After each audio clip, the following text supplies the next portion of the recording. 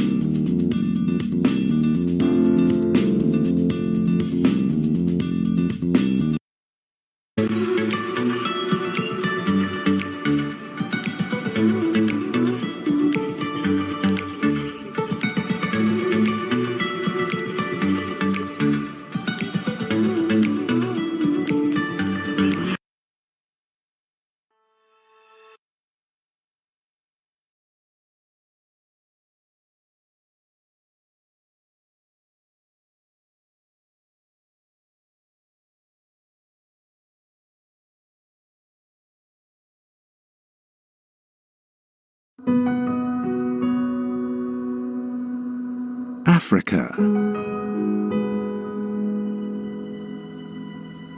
A continent thriving with opportunities. 70% of the world's cocoa, 53% of the world's cashew. The resource-rich continent is at a turning point. By 2030, Africa will be home to 20% of the world's population and 75% of people aged under 35. Yet, across the continent, some dynamics persist. The continent continues to export raw natural resources at low cost. Meanwhile, the resilience of its economies is tested by unemployment, poverty, and a global pandemic. Despite the challenges, together we can unlock this potential. At Arise IIP, our vision is to build an African industry. Our ambition is to shift Africa from a global commodity supplier to a global manufacturing powerhouse. We do this by identifying industrial gaps in African countries. We then design tailor-made infrastructure and solutions to enable the sustainable and local transformation of raw materials. In Gabon, where 85% of the land is covered by dense and pristine rainforest, we created from scratch a vibrant local timber industry. It did not happen overnight. We brought together local timber industry players and attracted foreign investors to create a competitive timber processing ecosystem. For this ecosystem to flourish, we attracted foreign investors, establishing linkages across the whole value chain, organizing trade shows for hosted companies to showcase and market their timber products, and boosting exports. GSE's Wood Cluster is now composed of 90 companies operating from the first to the third transformation of timber. All of them transforming ethically and sustainably sourced Gabonese wood. In less than 10 years, Gabon shifted from a net log exporter to the first exporter of veneer in Africa and second in the world. In fact, the real impact was much wider and more meaningful. With GSES, Arise IIP has created 16,000 jobs, attracted 120 investors coming from 18 different countries, operating in 19 industry sectors. In Togo, Benin, and Côte d'Ivoire, our work is underway, following the same approach: cotton, cashew, soya, cocoa. We enable the transformation of local agricultural products with modern infrastructures and integrated logistics services. By investing in local manufacturing, we ultimately seek to replace foreign imports with domestic production. In all our endeavors, we are driven by the pursuit of green, sustainable growth, one that can last for generations to come. We are the pioneer of a green, responsible industrialization, one that ensures gender diversity, sustainability, traceability, and a zero-waste policy. This is why we create innovative solutions that support a climate-conscious economic development in Africa. This starts with neutralizing carbon emissions and creating a positive environmental legacy. By 2022, all of Arise IIP's industrial zones will be carbon neutral, powered fully by solar technology. This is all made possible by the dedication and commitment of the women and men who work at Arise. Together, we are on a journey to build an African industry, a journey to create a better, more resilient, sustainable, and inclusive future for everyone. Arise IIP, committed to making Africa thrive.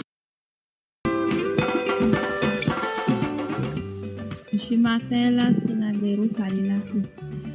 J'ai 28 ans. Je suis née à Ina, dans la commune de Bembereke.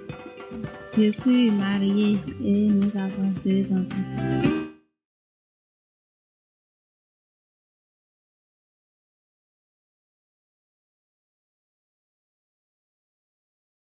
Programme de professionnalisation qui est toujours en cours. On a appris à faire le bokashi. Le bokashi nous permet d'augmenter la production. Nous avons effectué un voyage en Tanzanie où on a appris beaucoup de choses sur l'agronomie de l'Anacadie. Mes ambitions, c'est d'abord être compté parmi les plus grands pépiniéristes du Bénin.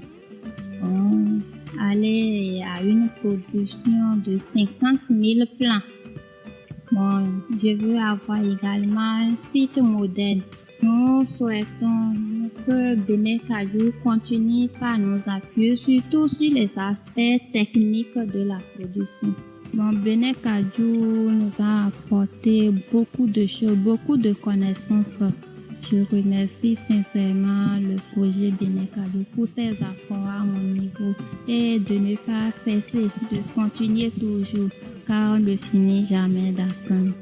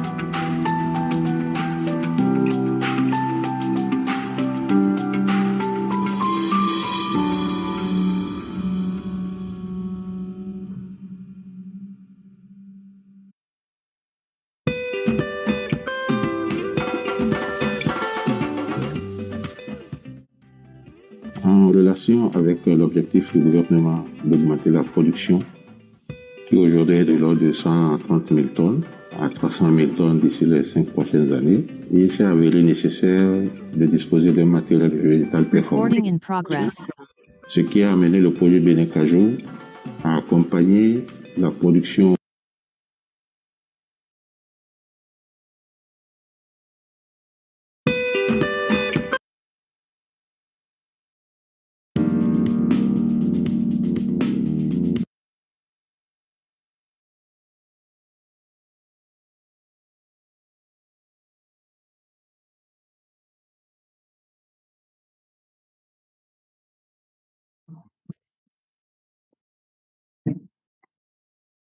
Good morning, everyone, and welcome to another session of ACA Technical Series. This morning we have joining us SHAKTI and Jasveer Singh. And before we start, or before I hand over to SHAKTI, I would like to inform all of us that this session is being held in English with a simultaneous French interpretation. And to access this service, please locate the global icon on your screen, select a preferred language, and mute the original sound. We will take some questions live, but you may also use the Q&A feature to drop your questions as the presentation is ongoing. SHAKTI, I see your video is already on. Without wasting much time, join me. Welcome, SHAKTI. Thank you very much. Thank you, Blessing. Good morning, dear participants and our esteemed speaker. I would like to say thanks to African Cashew Alliance for their support in organizing this technical session. And a very big thanks to Mr. Jasveer, who will share with us the unique model of incubation of cashew processing investment in Benin. By now, it is clearly noticed that African processing is getting its roots in West Africa.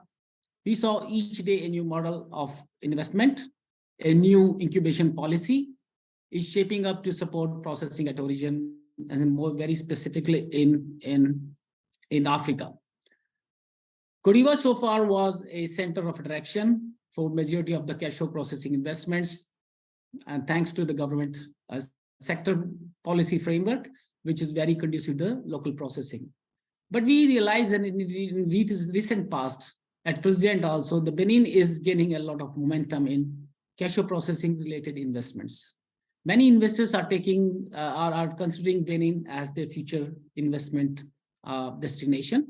There's a lot of curiosity among cashew stakeholders to get more insights about the model. And that's why today in our webinar, Mr. Jasveer is going to share a detailed review of Benin cashew processing opportunity, which is DGI's at Benin, which is an industrial zone, an ecosystem model, which is a unique business opportunity in cashew processing at origin. So let me give you a quick brief of today's program. After this introductory session, Mr. Jasveer will take around 35 to 40 minutes presenting the opportunity, and then we will take questions or queries from the participants. But before I hand it over to Mr. Jasveer, let me give you a quick introduction of Mr. Jasveer Singh. Mr. Jasveer, he is the head of West Africa operations, which is Eco-Wash region at Arise. And Arise is Africa-focused company credited with development of successful industrial zones in Gabon, in Benin, and in recording in progress. 40 minutes. Thank you. Thanks, Shakti. And good morning, good afternoon, good evening to my fellow participants as well as the viewers who are there. And Shakti, if you allow me to share my presentation. Yes, please take your time. Yeah.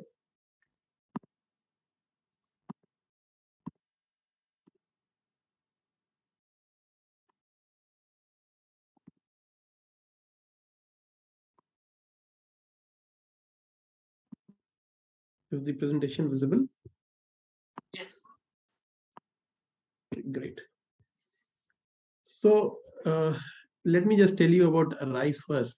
Basically, Arise is born in Africa company, and we started with a project in Gabon first.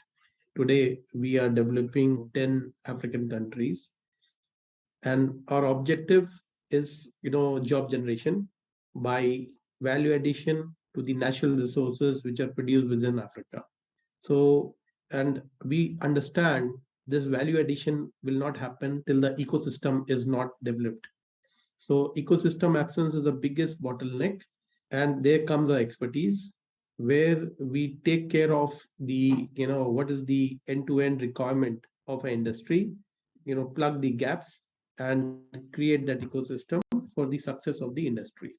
So this is what I'm going to also show in this presentation, how we are trying to develop a cashew ecosystem.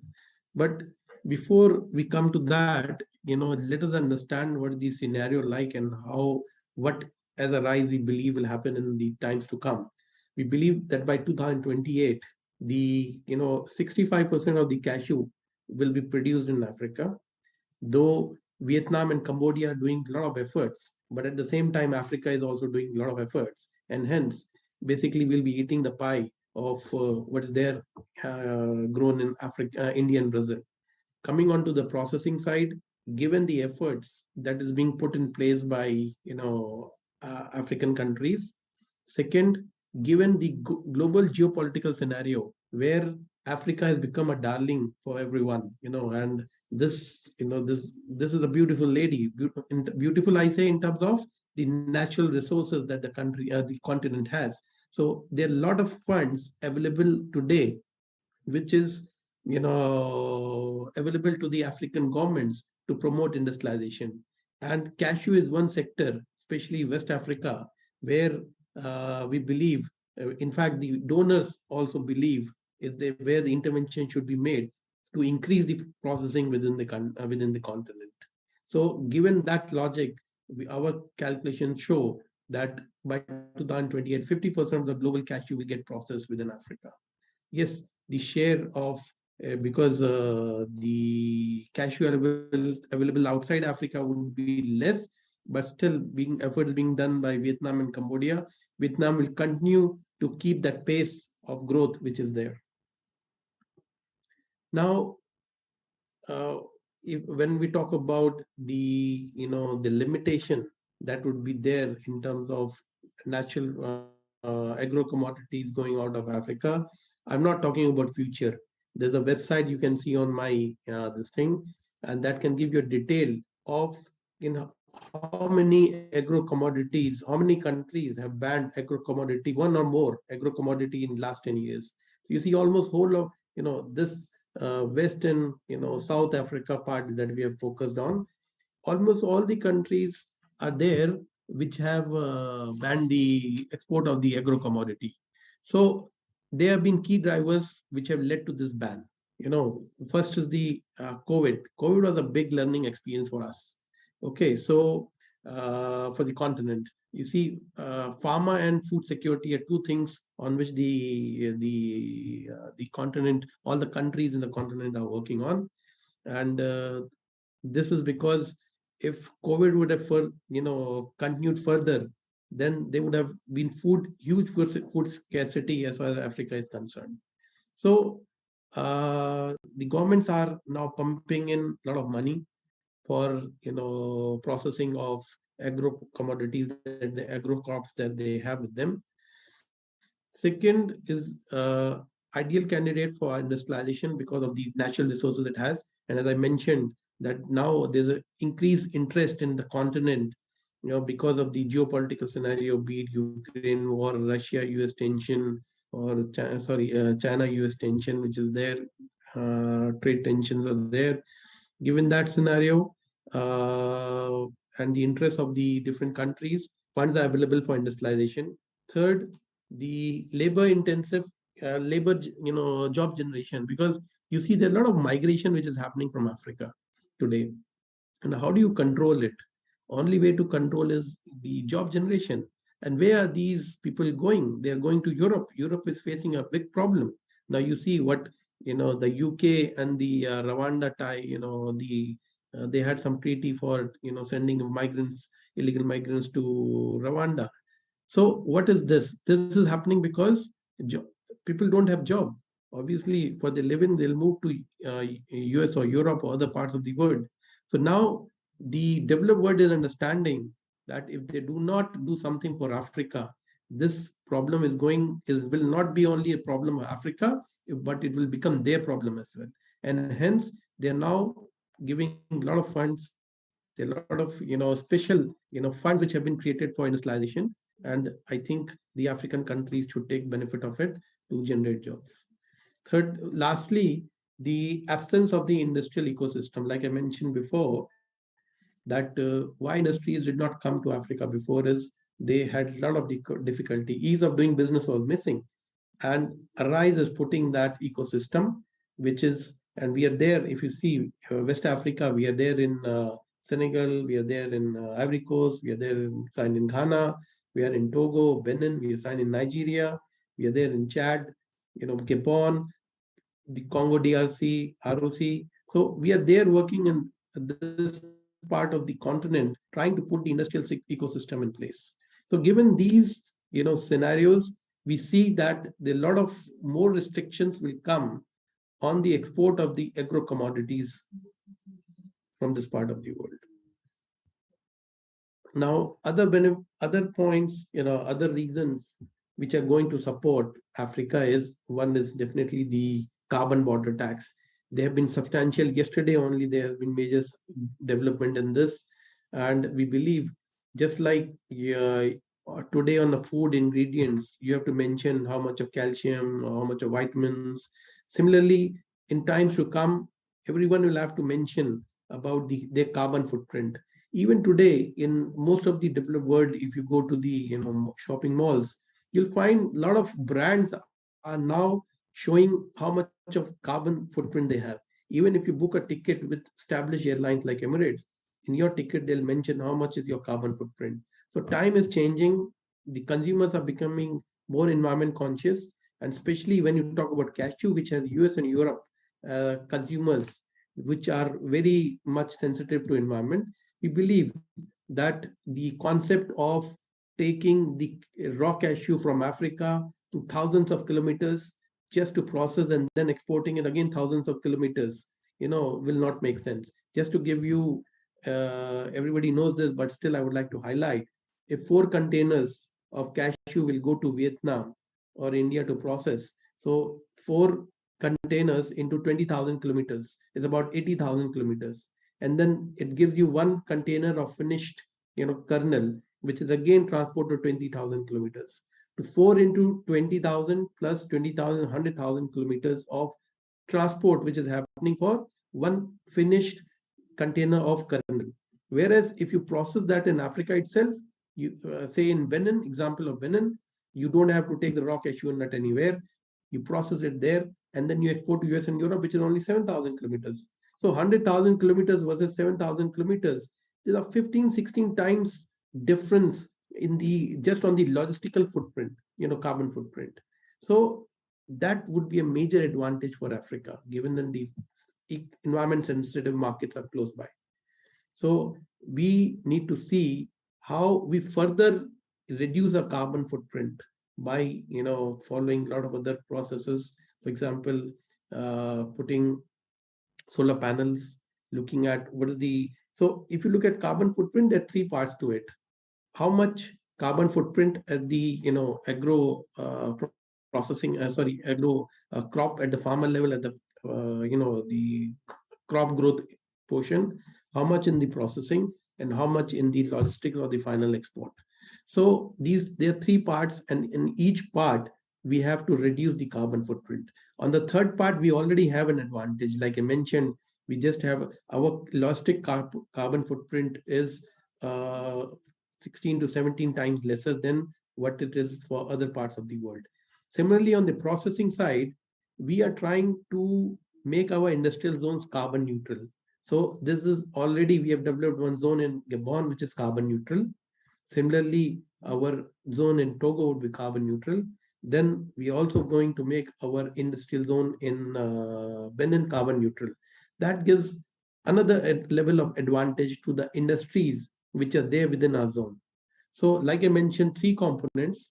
At the crop growth portion, at the processing portion, we are carbon neutral. On the logistics side, we already have advantage. So if you put together the processing in Africa and processing in agro specialized zones would be far more, commercially attractive for the processors.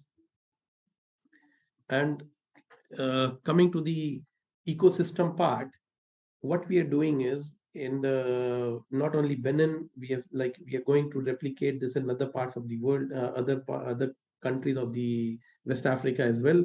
So just give showing you the Benin model that we have. This is a animated image, but I'll also show you the actual pictures just for the explanation's sake. We are showing this. So this is the cashew processing zone here, where we have about 8 cashew processing industries. Then further we have ancillary units close to the processing units. These include plastic bag, PP bags manufacturing. There's a laboratory, carton box manufacturing unit, cashew milk processing unit, then the biscuit manufacturing unit, which are going to take the brokens from the industries which are there, cashew industries which are there. Then further, because when you're talking about processing, you also need to store the raw material, especially when this is important because it's a 3 to 4 months of crop, but you have to hold it for the entire year. So we have done our calculations that even if you hold, it is cheaper for you in terms of processing rather than exporting all the way to Asia. So here in a zone, we have created warehouses close to about 100,000 square meters of warehouse has been already created, which can hold whole of Benin's 150,000 metric ton of cashew. But we intend to process only about 110,000 metric ton in the zone, because balance we have some industries outside. So we have seen what is the gap and we are working for the gap. So then with each warehouse, you have a cashew drying area. So so that there's the KOR does not go down, there's a loss of crop is not there. So proper drying conditions, proper cemented platform we are creating for the along with each warehouse. We have a CSNL plant where all the cashew shell waste will be going, which will be converted into through a biochar plant, will be converted into charcoal, and that charcoal can be used as a fuel by the boilers. And we are also thinking going to a next level of generating power from this cashew shell, so that steam can be given to all the industries which are in the zone. Then we have a jute manufacturing bag. They're bringing the yarn from Bangladesh, and they're going to do the stitching themselves.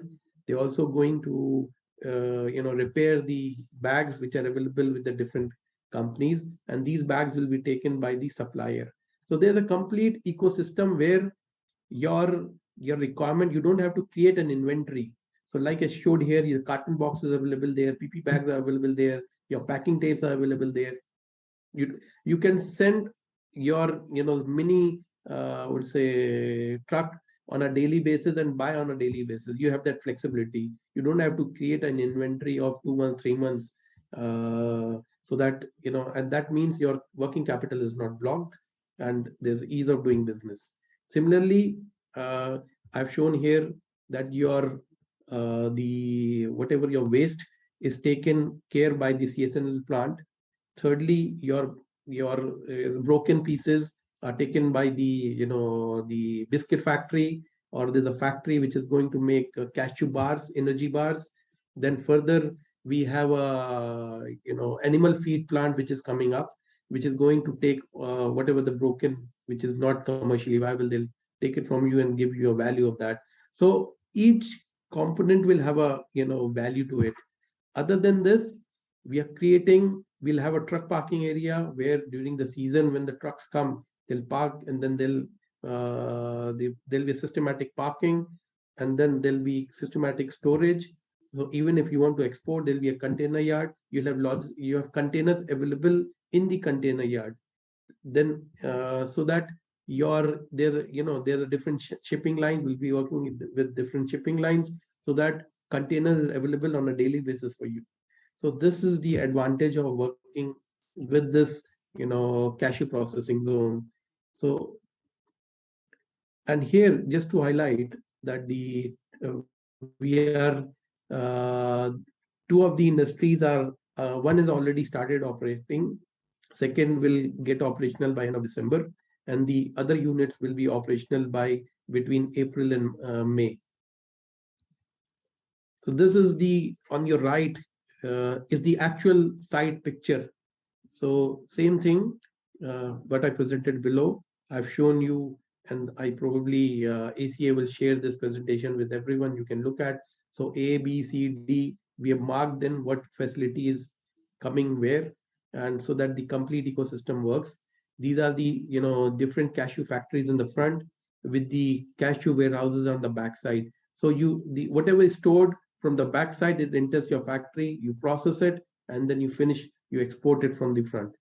So you don't have to move your raw material too much, and each factory has a warehouse on the backside.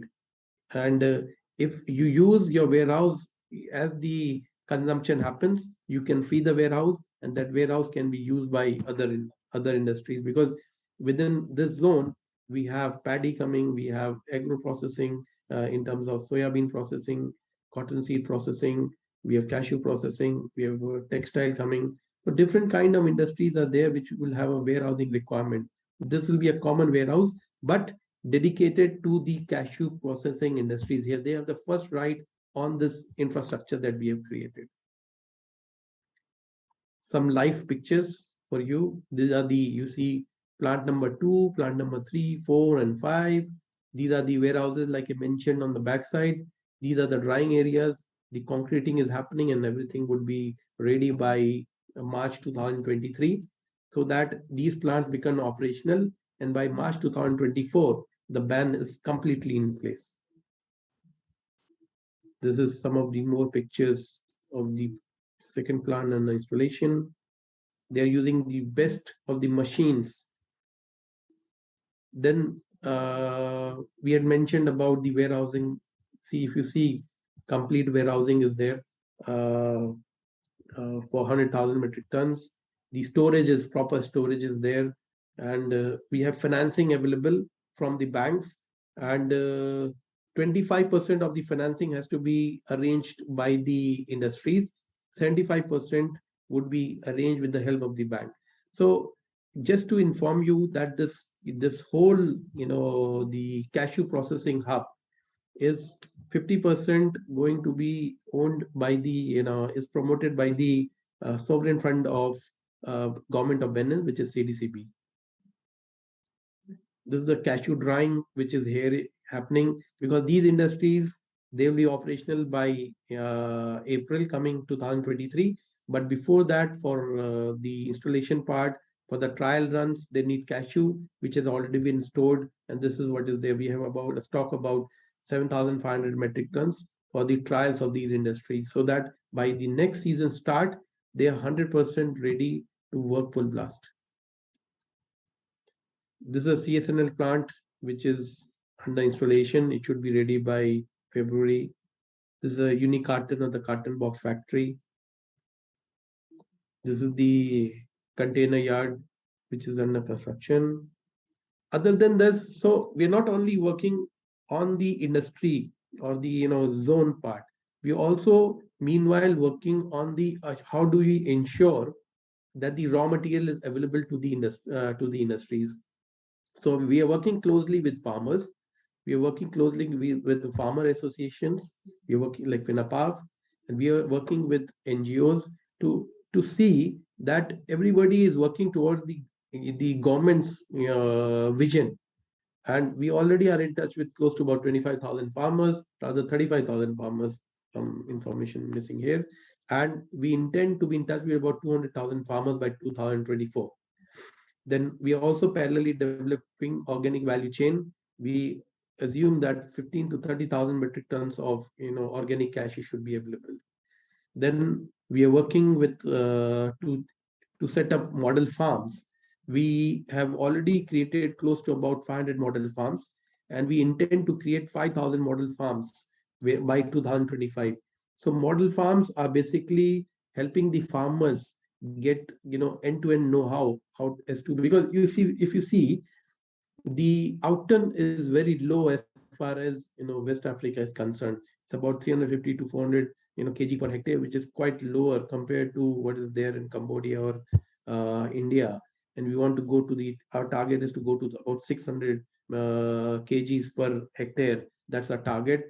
And we also want to see how we do, like between the trees, how do you plant ginger or soya or other crops, so that your yield per hectare or income per hectare, yield per hectare increases as well as the income per hectare increases. So we are doing a lot of efforts with the farmers to ensure that they also gain in the process.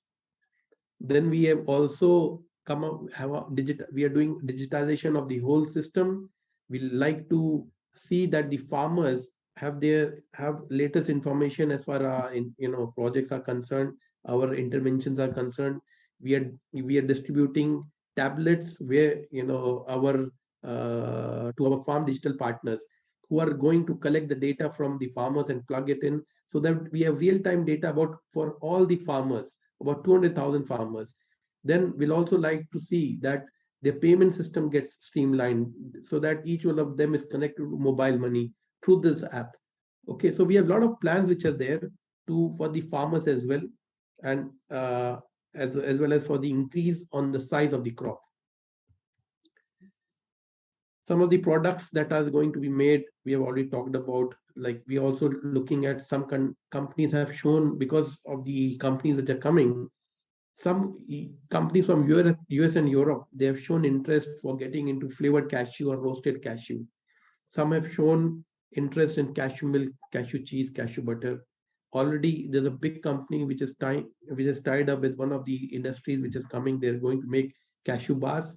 So they've done an off-takes agreement with that company to buy whatever cashew bars they make. So this is how we are ensuring that everything is utilized. Everybody is having the best possible market to export their finished product. And this is the timeline that we have. By June or July of 2023, most of these units will be operational, including the ancillaries. And that would ensure that the ban in 2024 is 100% effective. These are the different machine suppliers with which our industries have worked. They bought sheds from US, Europe, China. Machines are from Vietmold, from Cashew Machines Vietnam. Then they're working with Vinayaka in India. They've got the best of the color sorters. They're working with size sorters, nanopegs, compressors from the best of the companies. So that is there. I would just like to take one pause here and just like to play one video. Shakti, is this video visible to you?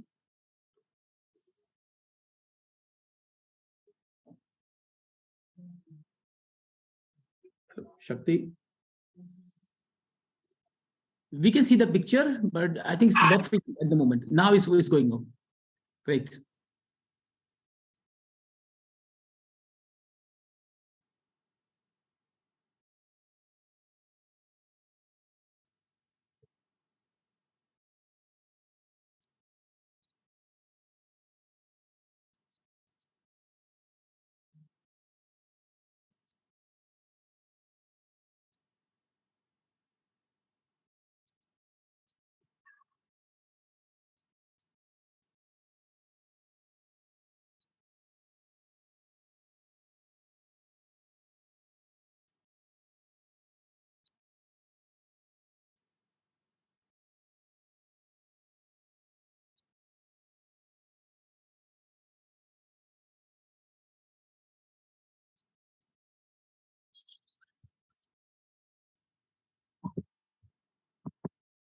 Yeah, thank you. So that's the first industry which is operational, and a lot of people had raised issue about the availability of workers. You see, most of them are local workers there in the video. You must have seen most of them are local workers, except the supervisors, which are there. But over a period of time, even the supervisors would be trained here. So a lot of people ask, how do you ensure that the talent is available? So just to tell you, we are working closely with the government. The Government Employment Exchange, they came up with advertisement in whole of Benin, and they advertised for about 10,000 jobs. But we received applications close to about 54,000 applications, out of which we have on a daily basis, we are screening 500 people. And this way we have created a database of 5,000 people who have good hand-eye coordination, who have good dexterity or finger movement, have good, working, bent of mind.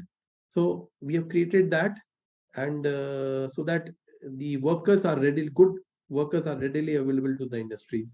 One of the examples there, these are, I'm showing you example of one more, test which is there, we are doing, but there are 5-6 different kind of tests, which test their, like I said, finger movements, hand-eye coordination, and ensuring, because when you're working on kernel or the cashew, you have to really peeling the test out of the kernels. So you need whatever kind of skill set you need. It's not rocket science. It takes about probably 1 or 2 months to bring them at speed, because they already, what we have chosen is the cream of the country.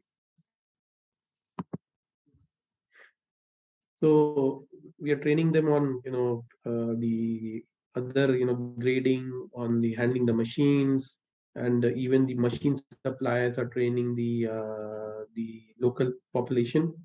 These are some of the people who have signed with us to set up their factories. Yeah, pretty this much from my side.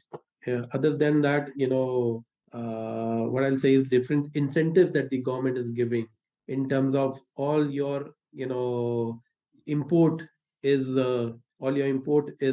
custom duty free. Okay, you have income tax holidays, corporate holidays, and then they're also helping in arranging finance for the machines.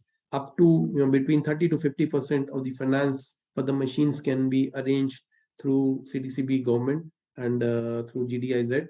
And even on the raw cashew nut, like I mentioned, between 60 to 75% financing can be done for the raw cashew nut. So then we are also going to help open market, international market.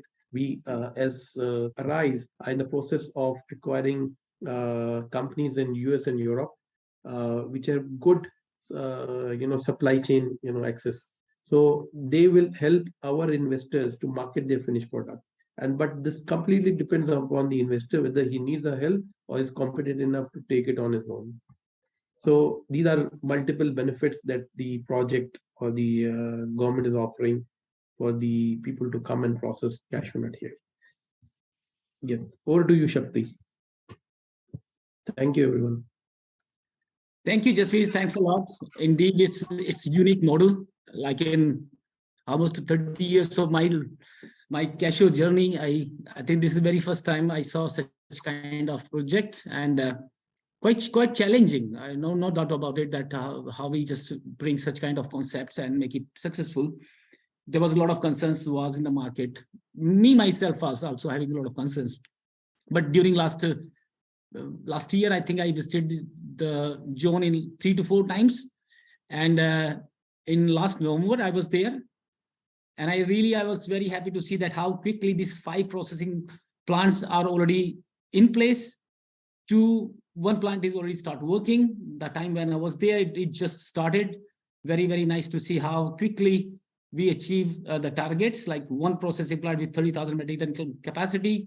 Now the 5 plants are already in place, equipment is already in Benin, and it seems that it is going to happen.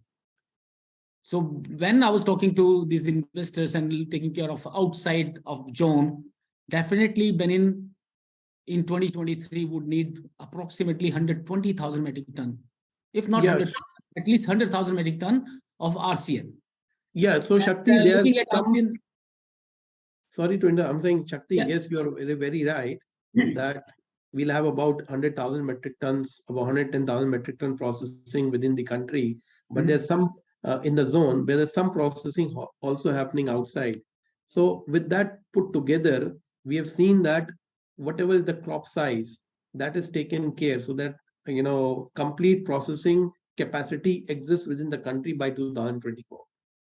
No, that's perfectly fine. But what my concern is that if you see, looking at the ASEAN export pressure from Benin, it is not easy to buy this 120,000 metric ton next 2023. So what kind of, how your zone is addressing this issue? How DGIZ will ensure that investors will be able to buy enough quantity for their processing requirements? So that's my question.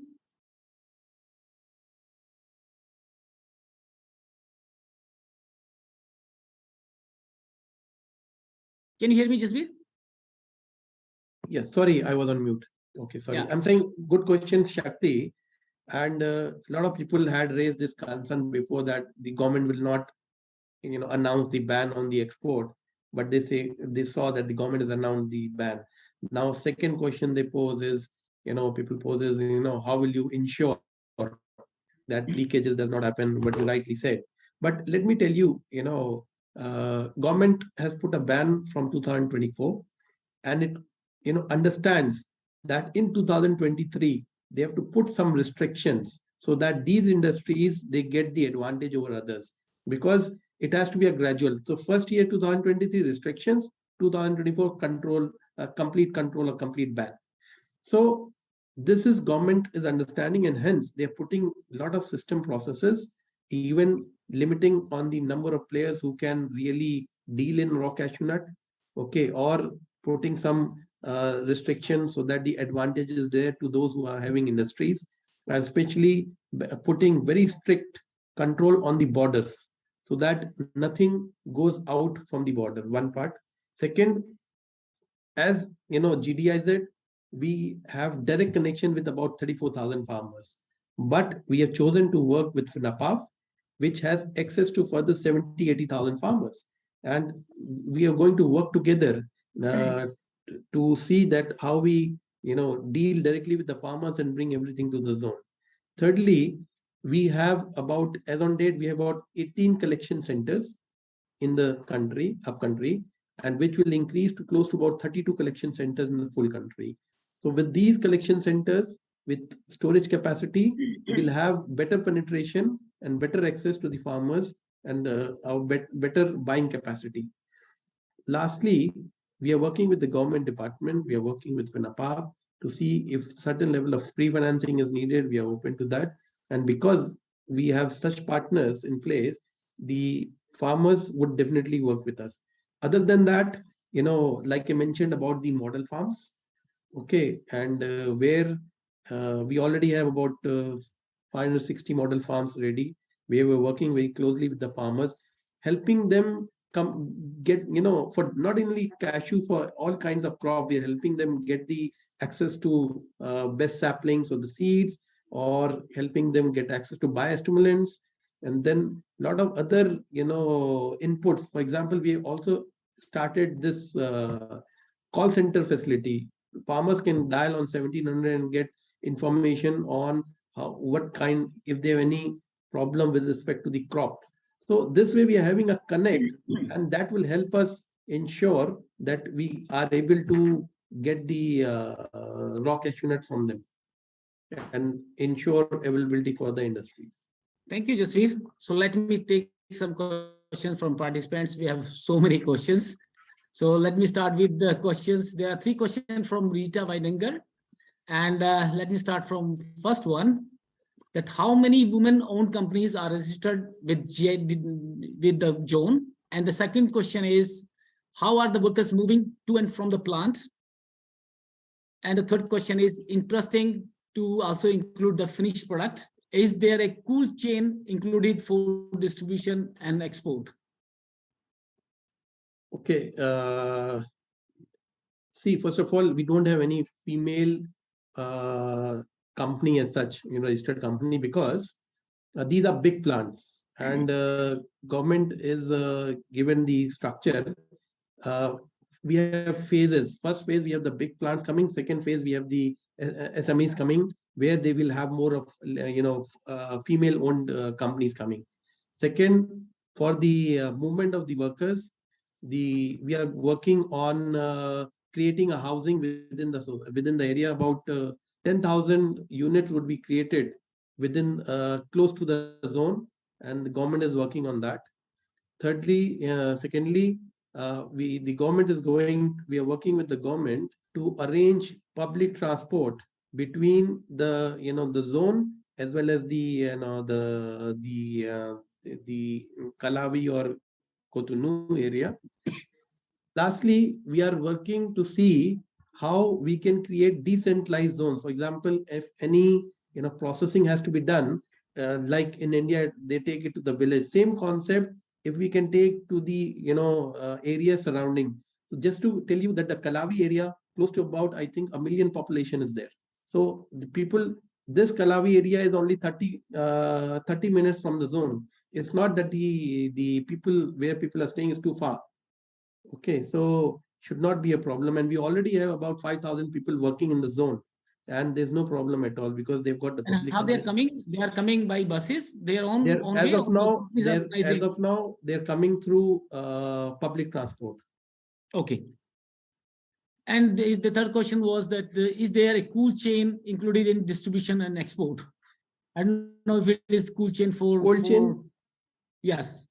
Yeah, we'll be developing. We want to develop there are different kind of warehouses. Second phase, we will develop cold chain as well, facility as well. Yes, it's in the pipeline. Okay, there is a question from Mr. Michael Nicholson. He's asking, regarding the CNSL plant, have purchases been established, and will there be any for export? Yeah, CSNL, yes, the oil will be exported. Okay, if I understand the question well. And between the industries, yes, the processor and the CSNL plant operator, the agreement is still to be worked out between them. How much he'll be paying for the CSNL, all those things will be worked out, and probably all this will be frozen by February, because the government is regulating and ensuring that someone should not pay less, or someone should not charge exorbitant for a facility. Okay, and when the CNSL plant will be functional? By end of February 2023. Okay, so from end of February, I think next year you will start selling CNSL. That's great. Yes. Yes. Okay, there's another question from Mr. Vikram Dhaya. He's asking, how will you control the monopolistic prices of single carton factory and CNSL factory? In the current policy, there are the sole suppliers and buyers. So you are always free to import. There's no restriction that you have to buy from them. You can buy from Nigeria, you can buy from Togo, from Ghana. You can import from any part of the world. The carton boxes, one. Okay, second, on the CSNL, you're free to sell to anyone. Okay, but yeah, yes, but because there's no facility available, you're free to sell to anyone. But if you take out of the zone, there'll be a tariff that you'll have to pay, because this is a zone where a person has invested. We also need to protect his investment. Okay, so today that facility, a lot of companies are operating which do not have this facility. Okay, and Shakti, sorry, my computer is rebooting. I'll join in another minute. Okay. So maybe I just have 30 seconds. There's automatic rebooting. I don't know how come it's happening. That's very fine. Sorry that's for okay. this. That's okay. That's okay. We can wait for that. Any other question I have? Yeah, there is another question from Mr. Chief Pecum Armstrong, and he's asking, hello, sincere appreciations for the class. May I also appreciate the fact that farmers are inclusive to help pilot process know-how, especially on planting of cashew and nurturing of fruiting. May I also ask if such gesture have been extended to Nigeria cashew farmers? I think they're much more talking about Nigeria.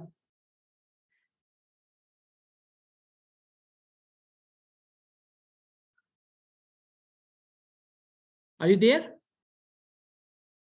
Dear participant, let's wait 2 minutes.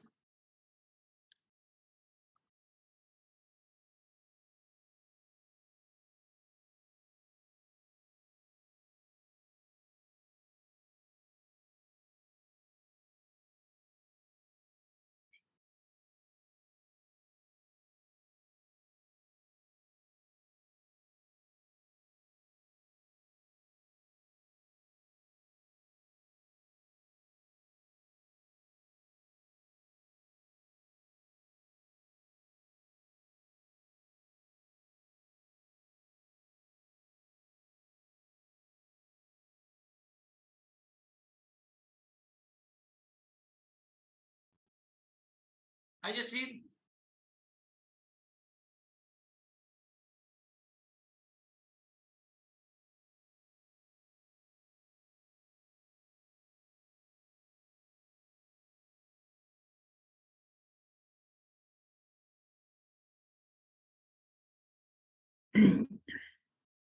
Yeah, sorry, Shakti. Oh, that's fine. That's okay. That's great that you are back. Okay. So there is a question from anonymous attendee, and he's saying, today the Indians are the best buyers for raw cashew nuts from Benin, and they offer a high price for these nuts. But tomorrow, with the ban on the exports of raw cashew nuts, won't the price of the nuts paid to the producers drop drastically? Because the best client customers will no longer be able to buy the raw cashew nuts. I agree on that, but we don't intend to, so the problem is, this is a beautiful girl and no boy is proposing to her because everybody is thinking that she will say no to him. So the same problem is with the Benin cashew.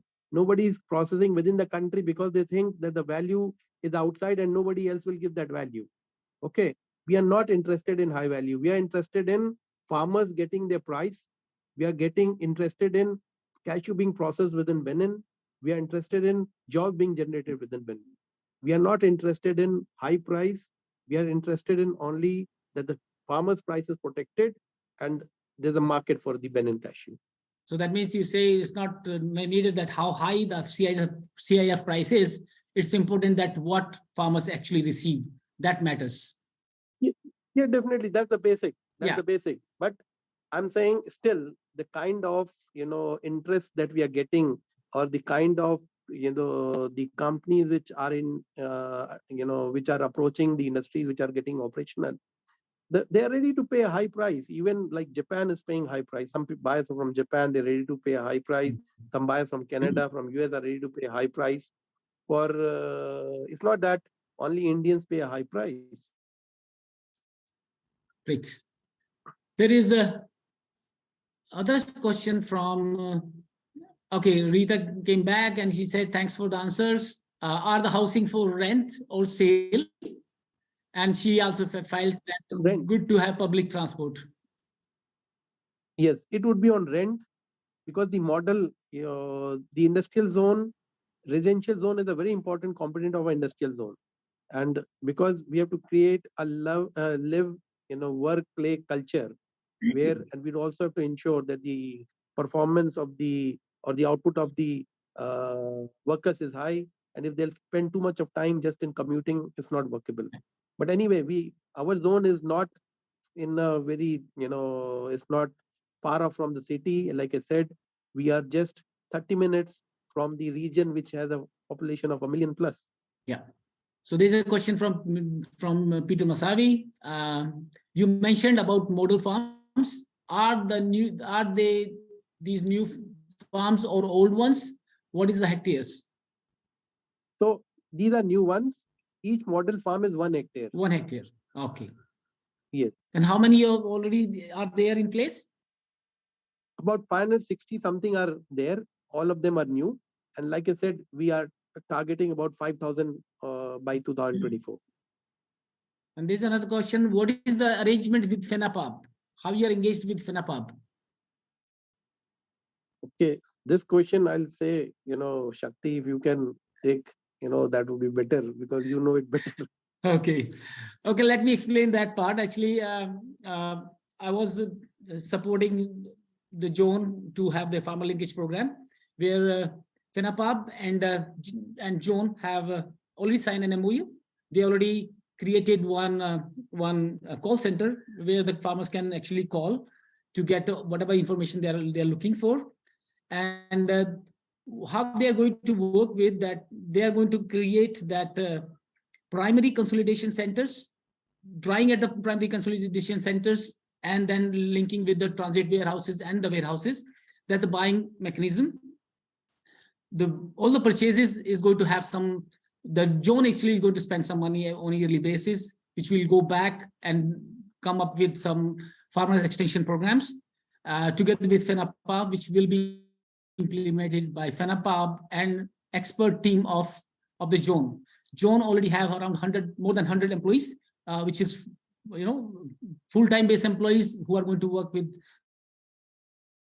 farmer extension program. They are going to include both commodities, which is cashew as well as soya. So that's how we are going to be connected with FENAPAC. But this model is still evolving. But good thing is that both entities actually knows each other and know that how they're going to work. Modality will change maybe in few months. That will get better. Okay, and let me see. There's another question: Is Benin going to ban raw cashew nuts exports? If yes, by when?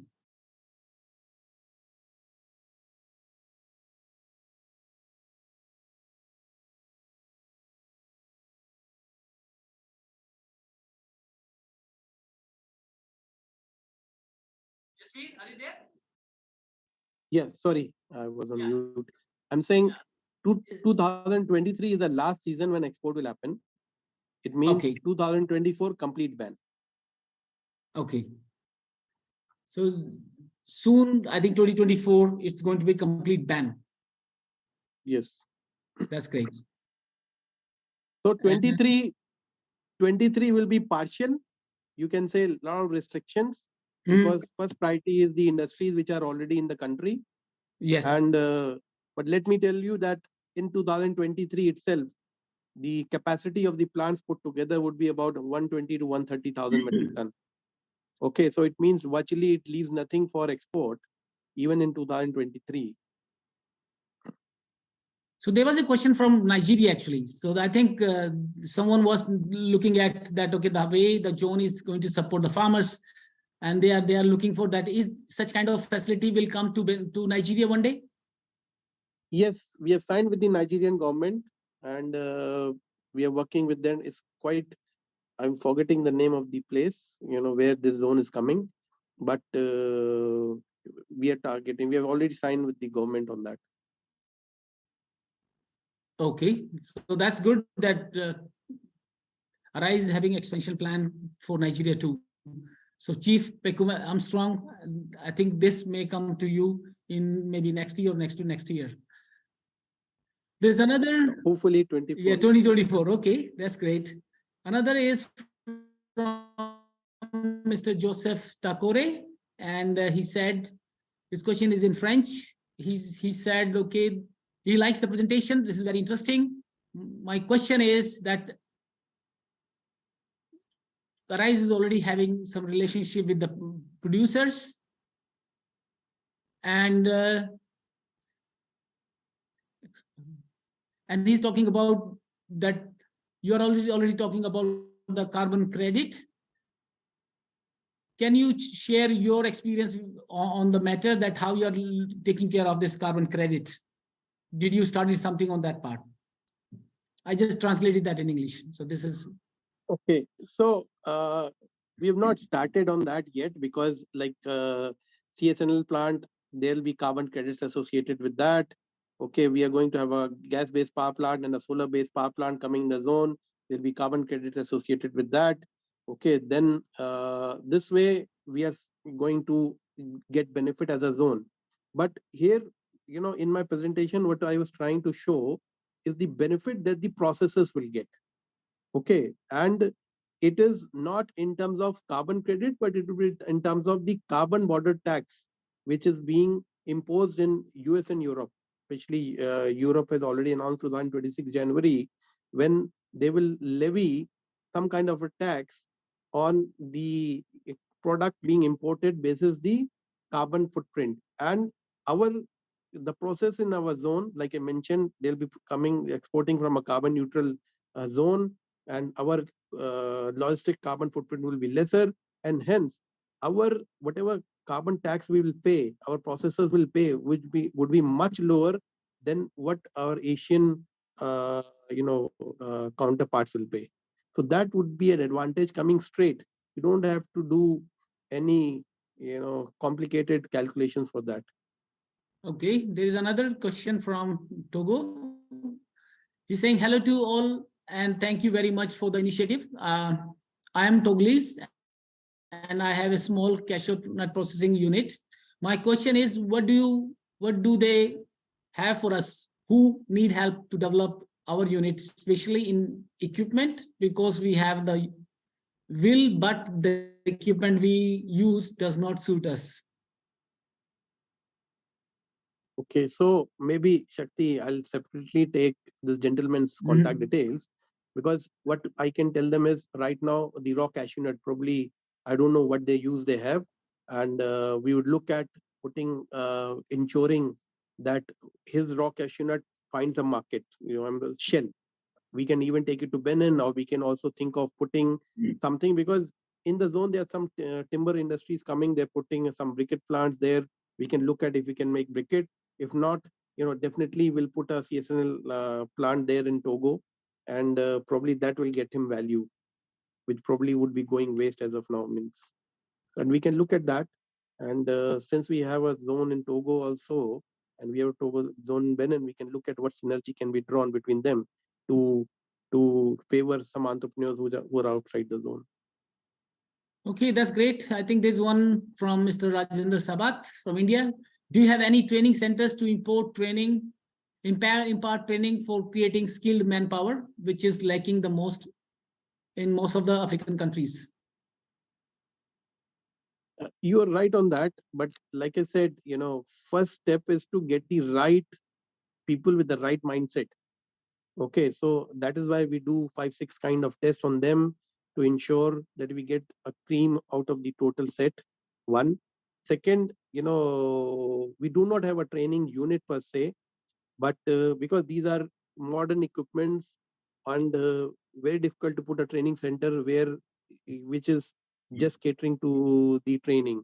So it would be on-job training, and we will see if, like for example, what the government will do for first 6 months.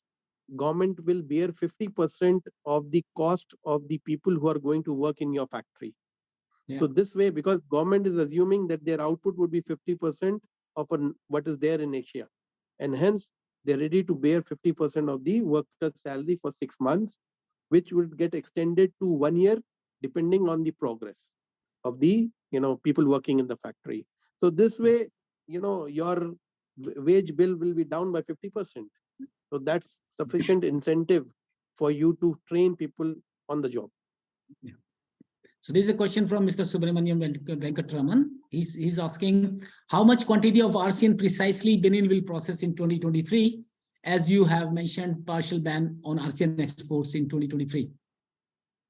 So 23, I expect somewhere around 110,000 metric ton processing in 23. That means about 40,000, 110,000 metric ton. 110,000, okay, that's great. Yes, which means about 40,000 metric tons would be available for export. But the cream would be taken definitely by the industries which are going to be operational in or outside the zone. Okay, there is another question, or I think it's a question also, but at the same time, it's an introduction. I think a sort of comment from Mr. Jus Amanodu.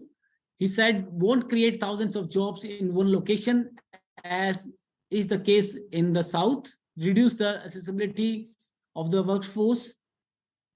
I would like to know about your experience in other countries. And the second is, what does Arise plan to do to accompany the factories outside the Glow-Jigbe area? So you're partially right on your comment. I appreciate that. But you need to have a certain size to get the economy of scale. Once you reach that point, then it makes sense to replicate the whole thing. For example, I'll mention about our Gabon experience, where we have a zone where close to about 10,000 people come to work. Now that 10,000 workers, and the processing capacity of the zone has come to a level where we are thinking of putting another zone. In fact, we've already commissioned the second zone there, which is a feeder to the existing zone. And we started the process to launch the third zone within Gabon. So we'll have 3 zones, and 2 of them supporting the main or the bigger zone. Okay, so Same thing will happen in Glojibe, as in Benin also. First one is, of course, is there in Glojibe, which is close to Cotonou. But second would be somewhere near Burkina Niger border. And we are already in the process of identifying, but it will not happen so fast. Probably it will happen somewhere around 2027, somewhere around 2027. Yes. And the second question is, what does Arise plan to do to accompany the factories outside the ecological areas, the companies which are only in processing? So if they, for example, they can take benefit. Of course, like I said, carton box, there's no carton box factory per se in Benin. Mm-hmm. The unit within or the PP bags manufacturing company or the packaging, all these industries would be selling the product to these industries outside. And typically, as of now, I'm sure if they're into processing, they'll be keeping, because if they're importing from Nigeria, then probably they'll be keeping a 1 month inventory. If they're buying at a cheaper price from Asia, probably they are keeping 3 to 4 months of inventory. That requirement will be gone.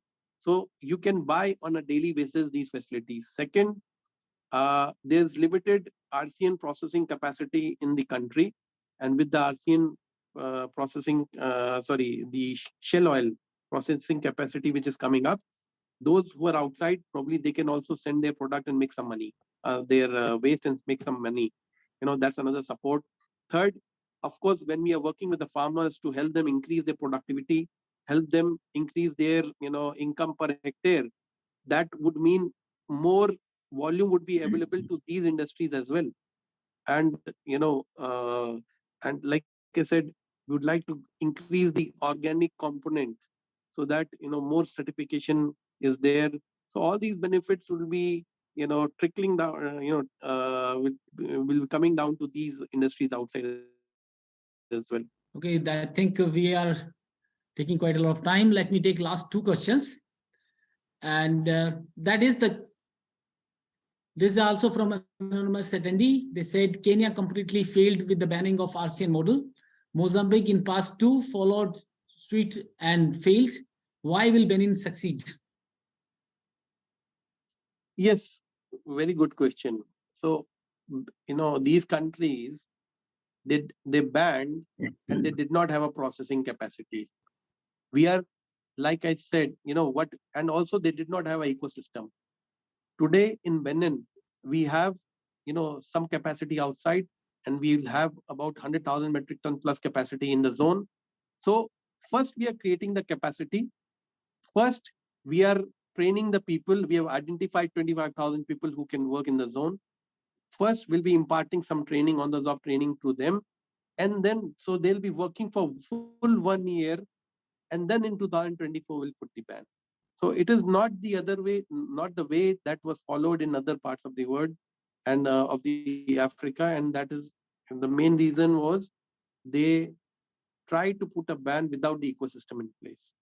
But here, with the ecosystem, we want to first test it for a year and then put it in place.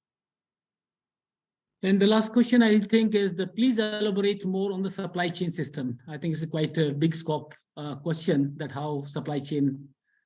This is from Mr. Umera too. I don't know the name. I think it's some. So Mr. Umera, can you send us? I think we can have one-to-one call also on this. But I think Jasveer, you can take this question if you would like to. If you want to elaborate more. So supply chain, yeah. So you already mentioned about FINAPAV, where we have tie-up with FINAPAV, who's connected directly to the farmers.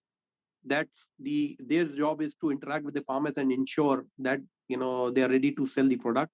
We as a private party are creating collection centers, warehousing facilities, logistic facility, okay, and then also bringing, because you'll be needing a lot of people who will be going to certify what is the KOR. So you need a lot of testing people. So we are trying, rather working with one group which is going to put this testing facility in place up country. Okay, then we'll bring it to the zone. In the zone, we have the warehousing where the whole thing will be collected and stored. And with the warehouses, we have the drying area. There's a different team which will ensure that your humidity level is maintained, the drying is in process, properly done. And then we have another team which will ensure delivery from the warehouse to the factories. So this is how it will be worked out.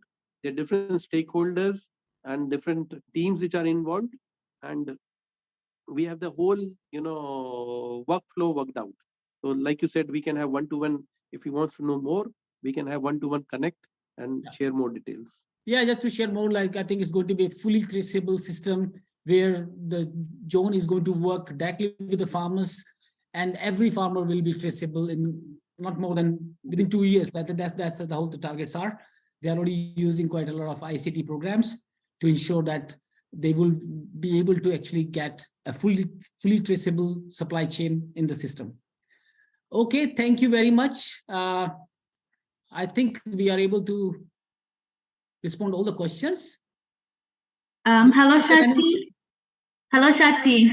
Yes, babe. I have some more questions here. They were sent to us directly.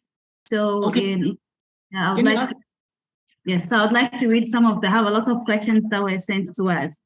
Okay. So the question is, what were the policy measures to safeguard the business of existing processors and exporters in Benin when this model was introduced by the government?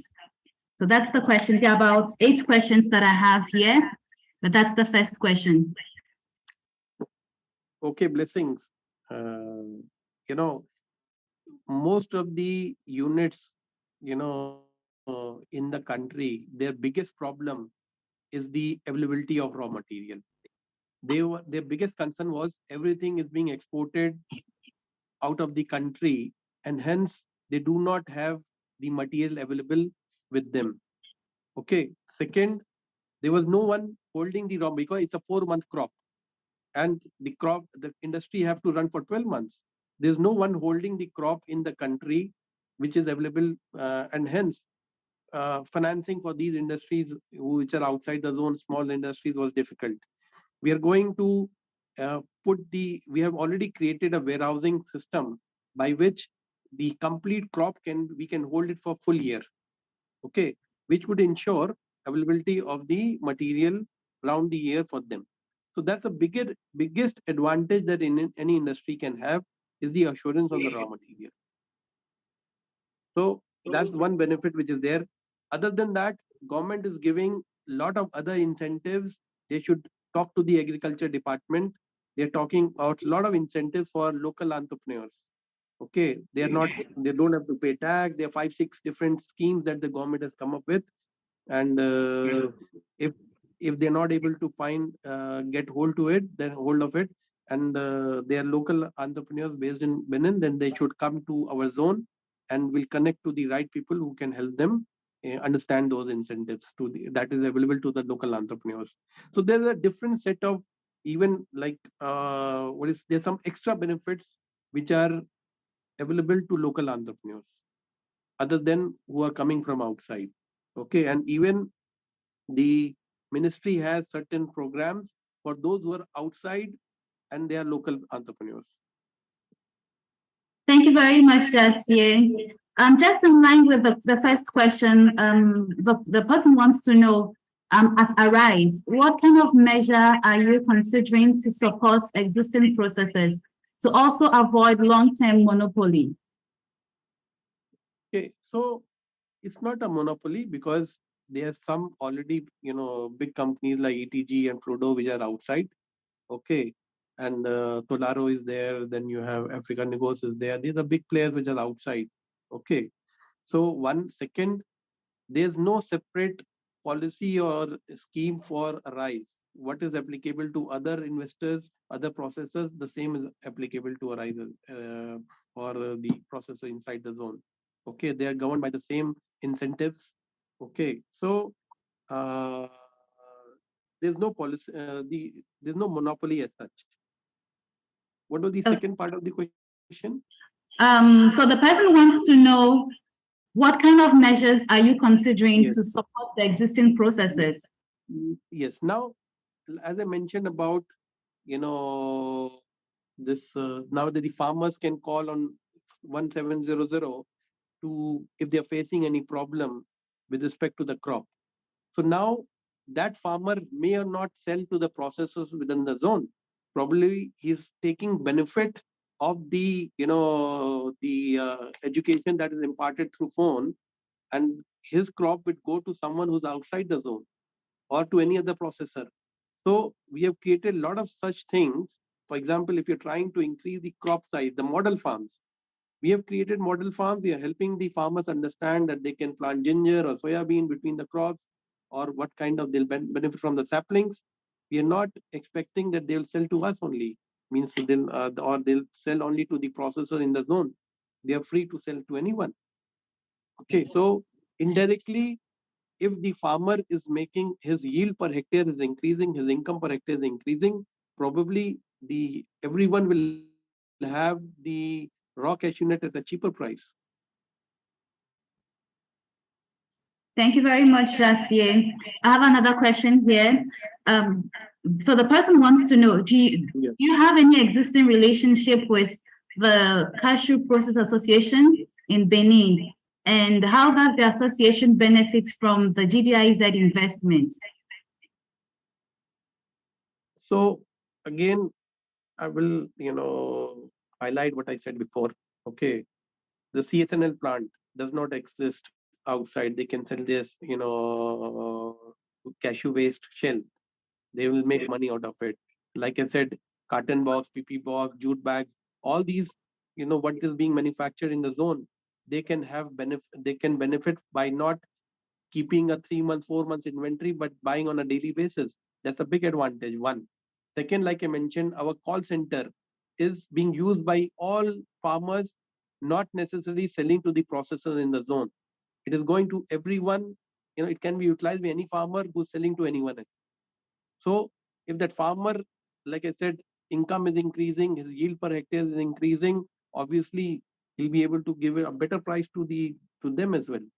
So we are, whatever our policies, it is for everyone, not only focused on the zone, but everybody outside the zone can also take that benefit.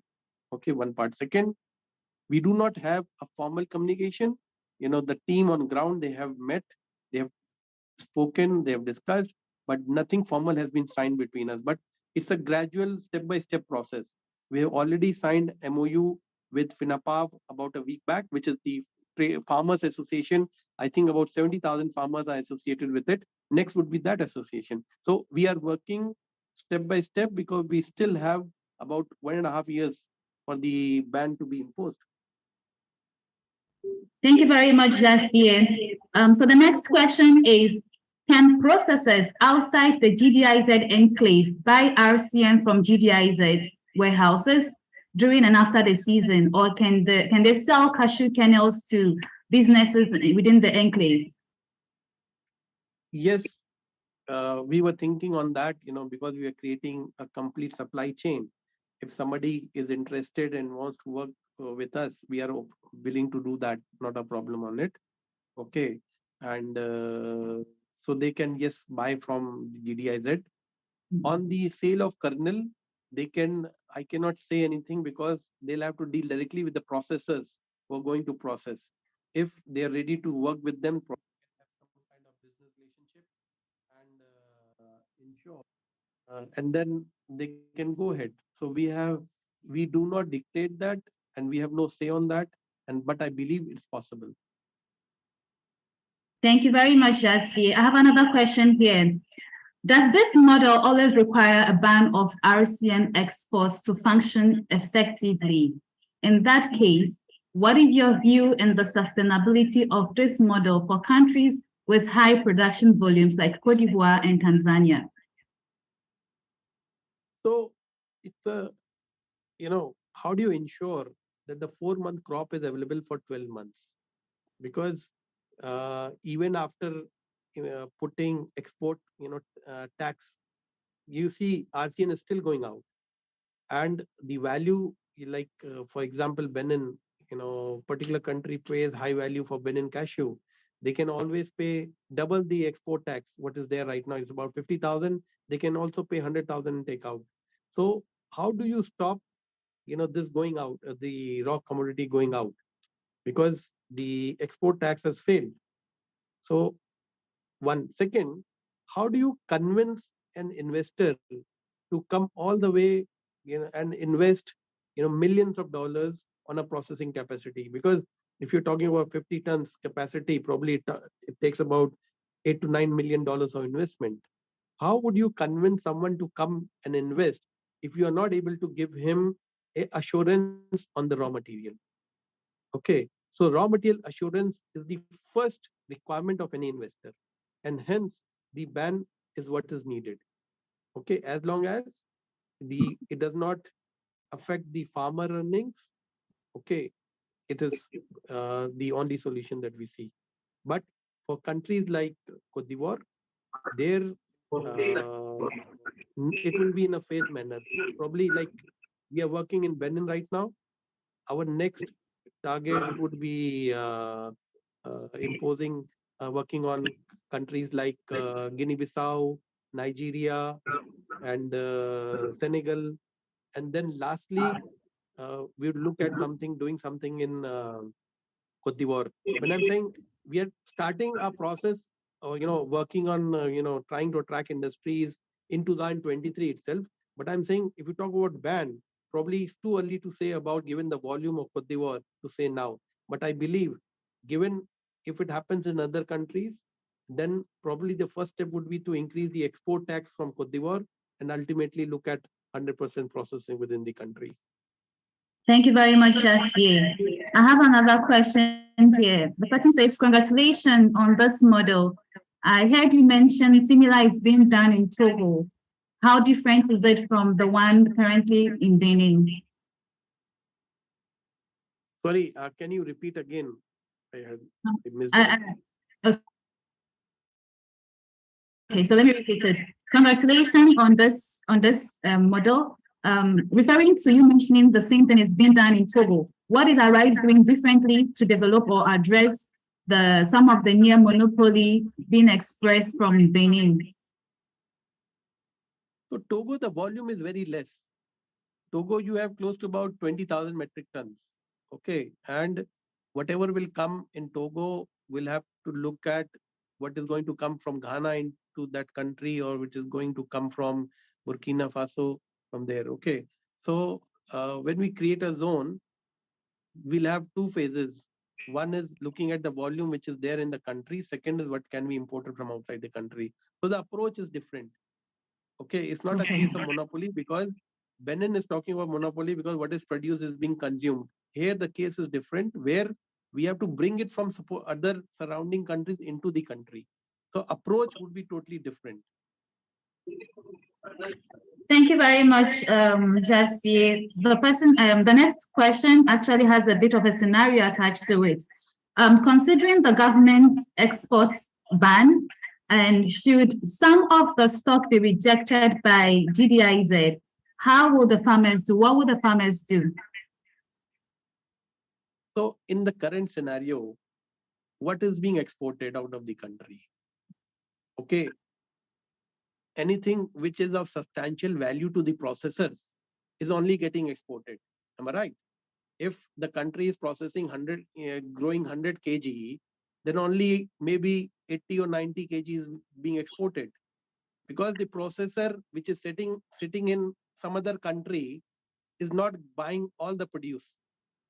So similarly, what is being bought now, we'll be buying more percentage of that now. Probably if 100 kg is grown now and only 80 kg is being bought by processors and exported, probably GDIZ would be buying 90% of it. Okay, so with us coming into picture, the scenario will only improve, not become worse. Okay, thank you very much, Jasvier. Maybe the last question before I go on to the next one. Actually, it's a follow-up. So where will the rejected RCM go to? Does the model make that? Yeah, they are local processors who process that, because for them, the cashew nut price is very low. Okay, and RCN price is very low. They buy it, they process that. So we have a scheme for that as well, to to promote local entrepreneurs. for that, you do not need high-end machines. You have to go to primitive machines which are being used. And we have a scheme for that also, where we would see that only the local entrepreneurs come. So there will not entertain or engage, investors from outside. We'll have to engage with local entrepreneurs, support them, and then see that they are able to sell the finished product, probably if not for export, then for the company making biscuits, or the company making the cashew energy bar, or the company which is going to make the cashew milk and cashew butter. Thank you very much, Jasvier. The questions keep coming in. People are so much interested in this session. So we have another question here. With this kind of business model and financial strength, would the local processing industry not weaken further due to stiff competition to the purchase of RCN? So I don't believe that, okay, because if you look at Gabon, the model is there where a lot of local entrepreneurs have come up. Okay, one second. I believe today, we are looking, what is the job, what is the percentage of processed? In Benin, only 9% is processed locally. What is the kind of job generated? Are you looking at protecting, handful, or are you looking at generating millions of jobs, thousands of jobs? So what I'm trying to say is, of course, we have to ensure that those who are already present, they have some sort of protection. Okay, in the sense I'm talking about the small scale operators, and we have different schemes for that. Okay, and we have different strategy for that. Okay, but what is the bigger picture is, how do you take this 9% processing to 100% and generate, thousands of jobs? Okay, that is a bigger example. So now issue is, like I said, you want to protect probably 3,000, 4,000 jobs, or you want to generate 40,000 jobs? That's the question I like to pose to that gentleman. Okay. But thank you very much. Yes, but like I said, we are not saying that we are going to ensure that they also benefit, because the ecosystem, we are talking about ecosystem. You understand? Ecosystem, everybody is benefiting from the ecosystem. Like I mentioned about what has to be imported by them today will be available locally for them. So they don't have to pay 3 months, 4 months in advance, block their working capital. Okay, all those things would be past, something of the past. They will benefit from that ecosystem. Thank you, Jasvier. A question just dropped in the Q&A feature from Vikram. In Africa, generally, cashew workers change their job frequently to other ones. If there are 10 cashew factories in the same zone, don't you think there will be tight competition among them? So what we are attempting is not for the first time. China has done that in the past multiple times. We have done that in Gabon and Togo in the past. So we ensure that the it's a free and fair market as far as employment is concerned. Okay, workers are free to jump from one factory to another. Okay, at the same time, the sufficient number of jobs will be available. So like someone working in cashew wants to go into soybean or into pineapple factories, it's easier for him. Okay, our zone is going to develop to generate close to about 30,000-40,000 jobs. Okay, because we have textile, we have paddy, we have pineapple processing coming up, we have cotton seed processing, we have e-bikes, we have ceramic tiles, we have solar panel manufacturing. So many industries are coming. Workers, if they have the skill set, they would be free to jump. If I understand the question right, if he's talking about the whether the workers can move between different industries or not, yes, it is possible, and not necessarily stick to one skill set. They want to have multiple skill set, and they can do that. Thank you very much, Jasvier. Shakti, I'd like to hand over to you to conclude properly. That'll be all the questions. I think that's a great session. I think this is the very first time we took 1.5 hours, and it's a great thing. And I think there was just that curiosity which people had. What's banning coming up? Is it going to happen? I saw like for the last 6 months, everyone is asking 110 questions. So I think we was able to bring more clarity to everyone. And I see a great participant, like more than 85 participants are there, which is good. So thank you very much, Jasveer, for sparing this 1.5 hours from your busy schedule and letting us know how the zone is developing, how the investments are happening, and this positive attitude towards processing in Africa. I'm very thankful for your time, and I think we would need more and more time to come up on webinar, to do some different webinars, so maybe on CNSL, how the things are working once I think by next year. Let's see. Let's hope for the best, and wish you all the best in what you are doing. And thank you very much. I would like also to say thanks to all the participants who actually spare this precious time. They are with us, and I hope we was able to answer all of your questions. But still, if you have some more queries, please come back to us anytime. You can reach to ACA, you can reach to me, you can reach to Mr. Jasveer also. We would be very happy to actually satisfy your queries or give you more insights about what is happening in and what is coming for other countries too. Thank you very much. I handing over to you, Blessing. Thank you. Thank you. Thank you very much. Thank you very much, Shakti. Jasveer, maybe we take any final words from you before we close the session. So many thanks to ACA and many thanks to Shakti. And I believe what we are attempting is something unique. Okay, and if we are successful in processing 100% by 2024, it will be a game changer. And most of the other countries are watching. And I believe similar exercise, we are ready to unfold or roll out similar projects in Nigeria, in Togo, in Guinea-Bissau, and Ivory Coast. And I believe we need support of everyone to make it a reality and to ensure that what is grown in Africa is processed within Africa. And with that, I'll say again, thank you to everyone. Thank you very much, Shakti, and of course to Jasveer for taking our time to interact with the participants that joined today and had questions. Dear participants, you can always reach out to Jasveer and the team at